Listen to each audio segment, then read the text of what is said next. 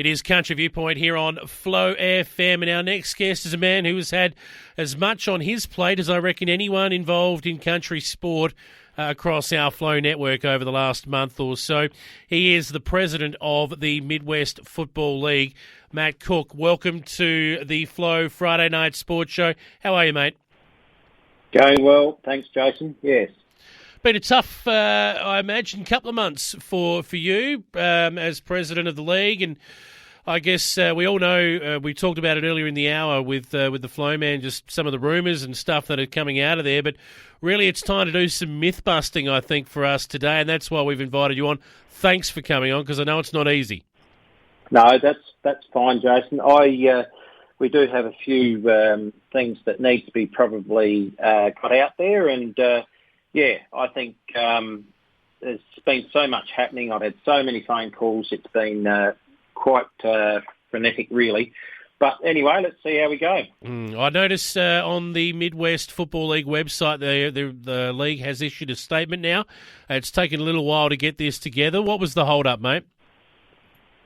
The hold-up was we actually had to make sure that things were checked and make sure that we had everything sorted out. This was the meeting minutes.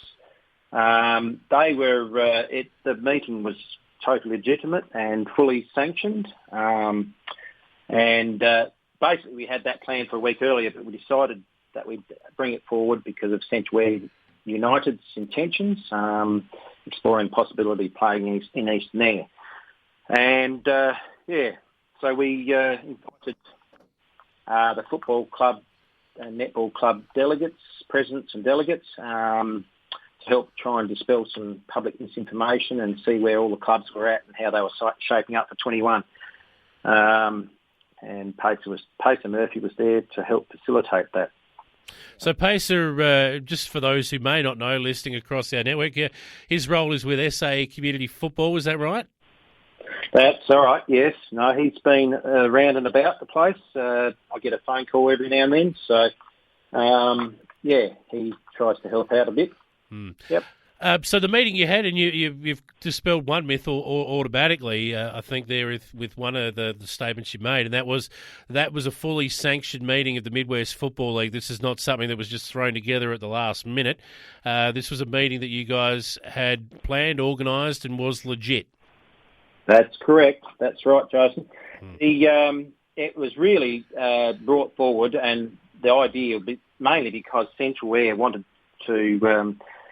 They were offering clubs in Midwest an opportunity to play in Midwest for 2021, but they had conditions on that with no forfeits in any grades. So we had the meeting. It's a normal meeting, and after a lot of discussion, the other four clubs, Elliston, Western Districts, Hawks and Wirrallah, they couldn't come up with any agreement, and a motion was put up to continue as four clubs in the Midwest Association for 2021.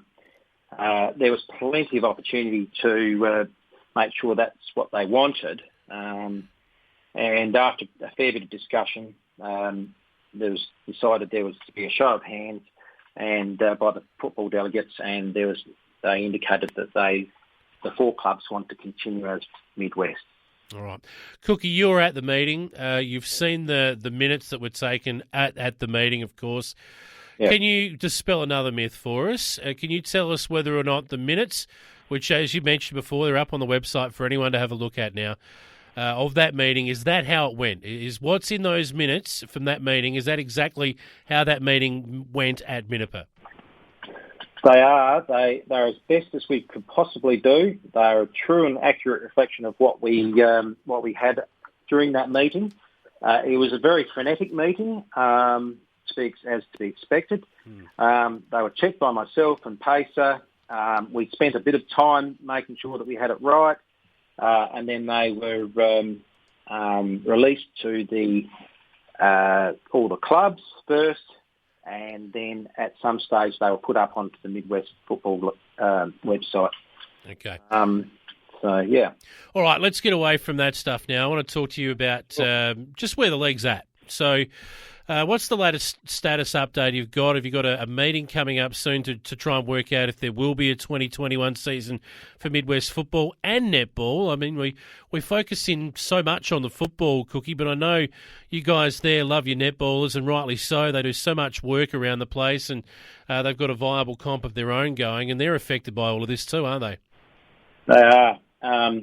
No, I'd like to think we treat netball as equals with us. It's very important that netball, it's very much a part of our community, and the girls do a great job. And, you know, I mean, I guess having seven per team, it allows it to be quite strong. Football, unfortunately, has to have the numbers we have, and we just haven't got that population of the blokes. So, no, the girls had a very, very good and strong competition in Midwest, and it's been quite disappointing, I suppose, that if it appears to be changing, well, they'll have to probably disperse. But yes.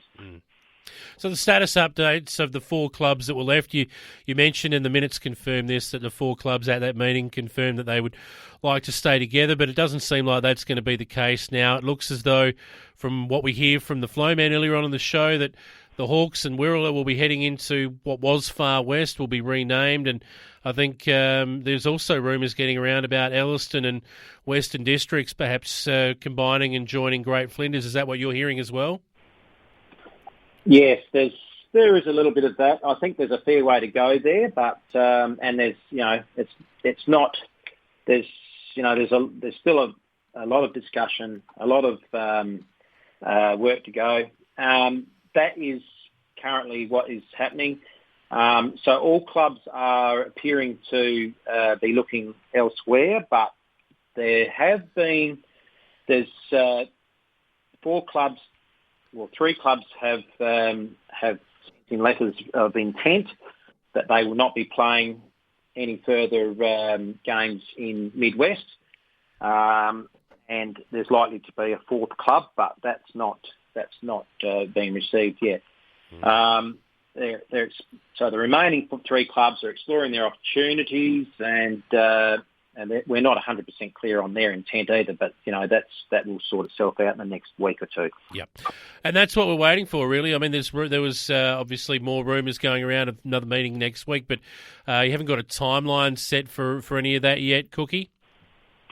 Not at this stage. I think things will just have to roll out as is. The community football have started getting organised, and there's a bit of they're trying to help clubs out, and the league, especially when it comes to those letters of intent. I think most clubs, though, you know, it's important to remember that clubs need, and it's really being encouraged to determine their own destinies, and so rather than struggle and go on and then disappear, it's better if they go and work their way into some other circumstance. So, yeah. Mate, on a personal note, big chunk of your life, I know the amount of work that you've done over the years for Midwest footy. It's got to be a little sad, I'd imagine, but at the same time, have you got the support you need? Because I imagine it'd be a pretty rough time as well. Have community football been able to give you enough support to help you get through? Yeah, they're helping us at the moment. I've had a few phone calls of support in the last week, and you know, they're starting to get things happening. But I think they need to continue to support and help us, some of the clubs, because they're grappling with the big changes that are coming up, and you know, it's quite. It could almost be considered traumatic for clubs to have such large changes, and so.